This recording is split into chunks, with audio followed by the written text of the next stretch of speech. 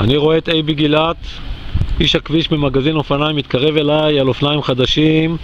בוא נראה על מה הוא רוכב. אייבי, מה שלומך? מצוין, אבי. מה זה האופניים האלה שאתה רוכב עליהם? זה הרידלי נועה RS, אופניים שאפשר להתחבר אליהם מהר מאוד, מאוד מאוד נוחים, קשיחים ורקים, מאוד מאוד נעימים, כל דבר מתורגם ישר למהירות. יש פה כמה דברים מאוד מאוד בולטים. בוא תראה לנו, מה מיוחד? שלדה מאוד מאוד נעימה,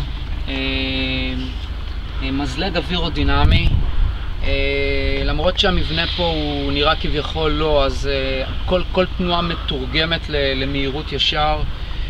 יש פה חלקים אולטגרה 1225 של שימאנו כמובן, של שימאנו, כן, וגלגלי קואטרו פול קרום, ובסך הכל החבילה שהרוכב פה מקבל במחיר של 16,200 היא חבילה מאוד מאוד יפה ומעניינת. הבנתי שגם המזלג של האופניים האלה מיוחד.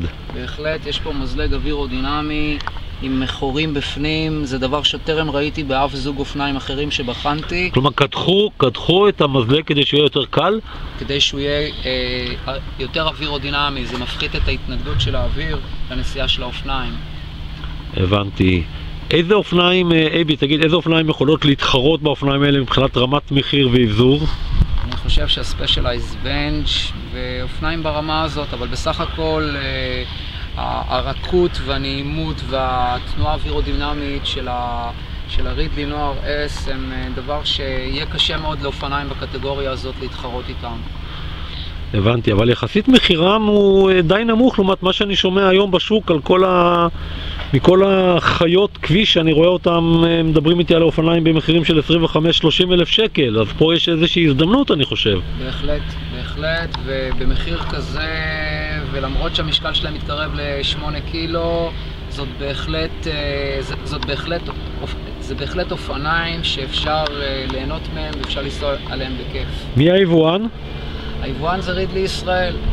איפה הוא יושב? הוא יושב ברחוב הנחושת 4 ברמת החייל, ובנצי אלקון שם הוא הנציג מכירות שלהם. מקום נחמד. טוב, אייבי, תודה רבה. תעלה על האופניים וסע לשלום.